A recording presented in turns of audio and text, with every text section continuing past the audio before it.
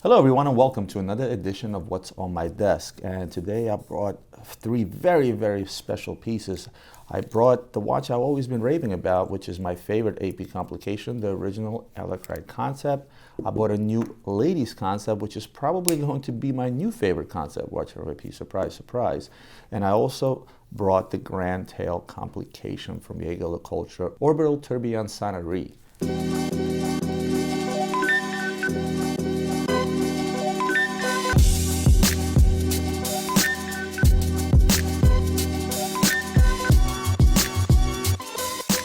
So I'm going to start things off with the Jaeger, and this watch is literally out of its world. This is indeed a grand complication, and don't confuse this watch with the one you currently see online on Jaeger-LeCoultre.com. This was actually a limited edition of 18 pieces made, and the difference between this one and the one you see on Jaeger's website, I'll pop that up there, is this is a Sonnerie minute repeater, where the other one is just a regular minute repeater. Now, what is this crazy looking watch, you're gonna ask? Well, let's go through the functionalities of the watch. First and foremost, this is a tourbillon. It's not just a tourbillon, it's an orbital tourbillon. Now, what an orbital tourbillon is that tourbillon cage that seems to be floating in midair. The reason it seems like it's floating midair is because it's actually mounted from the bottom on a light titanium bridge. And what this orbital tourbillon does is it makes a 24-hour revolution every 24 hours. To be exact, every 23 hours, 56 minutes and 4 seconds, which is the exact time it takes the Earth to rotate, right? Something like that.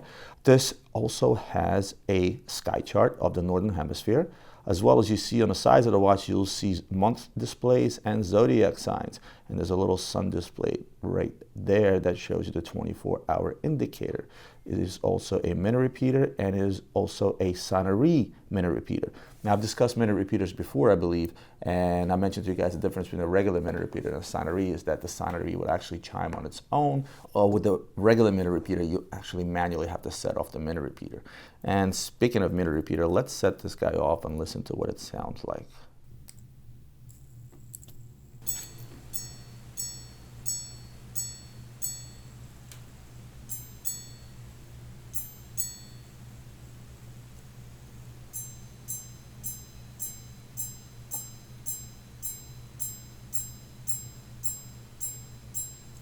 Music to my ears, as they say. Let's look at the back of this machine. Again, limited edition of 18 pieces. If you guys want to get into the nuts and bolts of this piece and how many parts it has and so on and so forth, you know that's not what I'm about, but believe me, this is one of the most complicated pieces that Jaeger has made. Everything about this watch screams to me super complex, super expensive, yet it's reasonably priced. Again, we're talking about a watch that obviously has 24-hour indicator, month and zodiac display signs. It has a minute repeater, not a minute repeater, but a Sonnerie minute repeater. But wait, there's more! It is a tourbillon. Not only is it a tourbillon, it is an orbital tourbillon that turns around the dial every 24 hours approximately. On top of that, some guys that have done the orbital tourbillons, usually the orbital tourbillon turns with the hands. So as the hour hand turns, that's when the tourbillon turns, so they're connected. This is completely independent. The orbital tourbillon turns outside of the hour hand. It does it completely on its own. How much? This watch retailed in low 300s. Now you're saying to yourself, geez, if this was a Patek, or if this was an Audemars or a Richard Mille for that matter, this would be $1 million watch, and rightfully so, it should be. But Jaeger's always been conservative when it comes to their pricing, and mainly due to the fact that they make their own stuff. When you're able to make your own stuff, you don't have to outsource these complicated things. Your cost is significantly down on the production level, and therefore you can introduce these pieces at a quote-unquote reasonable price to the consumer, because for what this watch does and for the money that it costs, this is extremely reasonably priced. Last one of these we sold to a retail customer, I believe, for $200,000. It was a special client, it was a special deal, and it was a good deal on this watch at $200,000. Normally, I don't know if I could deliver another one brand new at that price. And on the pre-owned level, and this one is pre-owned, we're probably going to be selling it around that same mark, because A, this is the limited edition, B, this is the Sonnerie, and C, good luck finding one of these. They only made 18 of these. I can't say enough of how much I love this watch. Let me throw it on my wrist too, last but not least, just so you guys see what it looks like on the wrist. This is a nice size watch. It's both large at 43 millimeters and it's fairly thick. So it sits nicely on the wrist, much like a sports model. And voila, here it is on the wrist. Wears big, you know. Again, I still have a small wrist, so for me, this wears pretty darn big. but here it is on the wrist. And again, in case I forget, I'm still wearing my vintage Royal OK series.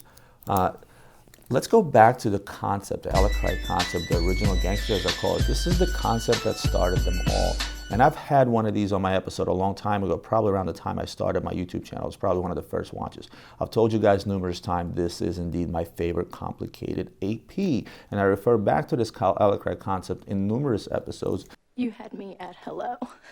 Why is this my favorite complications? I'm in love with the concept series from Audemars Piguet, and I've been from the very beginning since this watch was introduced in 2002, 2003. They made it throughout the 2 years. Made out of Alacrite, which is some kind of spacecraft material that nobody knows about. Again, very gimmicky, but that's not why I love this particular watch. They introduced the dynamograph in this watch, which basically shows you the health of the mainspring, of how well it's wound in lamest terms. You got the vertical power reserve on the right, and then you have that selector. So the R, the N, and the H. And then you use the main crown. So your H, you're going to be able to change the time width, whether you go forward or backwards. Your neutral will do nothing, and your R will actually wind the watch. One of the other reasons this is my favorite complication from AP is because at the time it came out, this was very avant-garde. This was very different, from the use of materials to the shape of the watch, to the size of the watch. In 2002, 2003, it was not so easy to sell clunkers of this size, especially at the price that they were asking. Although back then, the original retail price on the watch was $120 or $125, and now they're selling at about $175, which is still over its original list, which is really good if you consider collectability perspective. Again, for a very expensive watch, usually expensive watches tend to tank in value. Of course, since it's been a few years, current concepts are $200,000 and up, but this guy still trades at over its original list. But again, it was avant-garde for the time. It was different at the time. It was something that nobody else has been doing, and AP, quite frankly, had the balls to come out with something like this. Why did I bring this guy again for another episode? Is because I actually want to show you something that is probably going to be my new favorite AP concept, and surprisingly enough, it's a ladies concept they came out with this year. It's a haute jewelry or high jewelry piece. It's a baguette studded ladies concept. And what can I say about it with the exception? Let me just show you this watch. This is probably the most beautiful ladies watch I've laid my eyes on in many, many years. The fact that it's a concept, not a ladies concept, it's a 37 millimeter. But again, it's 37 millimeters from here to here. It's much bigger this way, so it wears much bigger. In fact, I can throw that on my wrist and you'll see that it actually fits me well. They made this watch with just the regular diamonds, and I'll pop that up there. And then they made these with the baguette diamonds, and it's rumored there's only 5 of these made. Nobody really knows. It doesn't say 1 of 5 in the back or anything like that. Again, when I laid my eyes on this watch, from the general design of the dial, the way the tourbillon is set at 6 o'clock with sort of a diamond cabochon on top, everything about this watch, the inner quote-unquote bezel, I guess, of the watch, the way it's designed underneath the glass with diamonds set in as well. And these are all perfectly cut baguette diamonds. The bezel, look at the side of the case. Look at how the diamonds are set. It's not very easy to set the shape of a concept using baguette diamonds. Every single piece was hand cut in order to match, in order to fit properly, in order to give it the overall aesthetic that you see here. Again, this is a concept tourbillon. It shows the time, and it is a tourbillon. It doesn't have the dynamograph. It doesn't have the GMT functionality. It just shows time, and it's a tourbillon, and it is a manual wind. Why did I fall in love with this watch? Well, when I saw this, I literally considered getting this for my wife. But I changed my mind because the price tag is hefty. This watch retails for $400,000 or $395, something like that. What does it sell for? It sells over list. This is a watch that you cannot absolutely find anywhere. The minute it came out, it sold out, and nobody really has these. We're going to be asking over list for this particular watch, and once we find the collector out there that wants this watch, they will be more than willing to pay over list for this particular watch, because again, a supply and demand. And it doesn't just go for watches that are less expensive, it goes for big expensive pieces such as this. I am absolutely in love with this watch. I'm going to put the ladies piece and the original guy side by side to sort of give you a preview of that. Again, I'm just at awe of how beautiful this watch is. A delight to the senses! And it's just that. I fell in love with this watch because it's drop dead gorgeous. I am biased because this is a concept. I'm happy to see a ladies concept come out because every single concept thus far has been a men's watch. And there's made so many of them since this big guy came out. I'm sure Ian can literally fill the screen with all the different versions of the concept. This is the first ladies piece. bravo AP for doing this.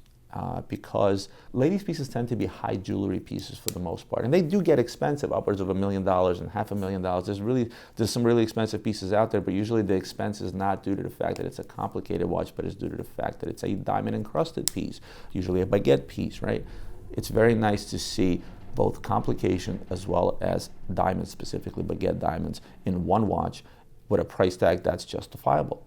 Based on the diamonds and based on the fact that this is a concept tourbillon, this price tag is very well justifiable. In fact, I thought that they priced it somewhat low at a $400,000 retail. Well, guys, I hope you enjoyed today's episode, trip down memory lane with the concept, the new ladies concept, as well as the, for lack of a better word, super duper complicated Jaeger-LeCoultre Orbital Tourbillon Sonnerie minute repeater zodiac sign month display. Say that fast a couple of times.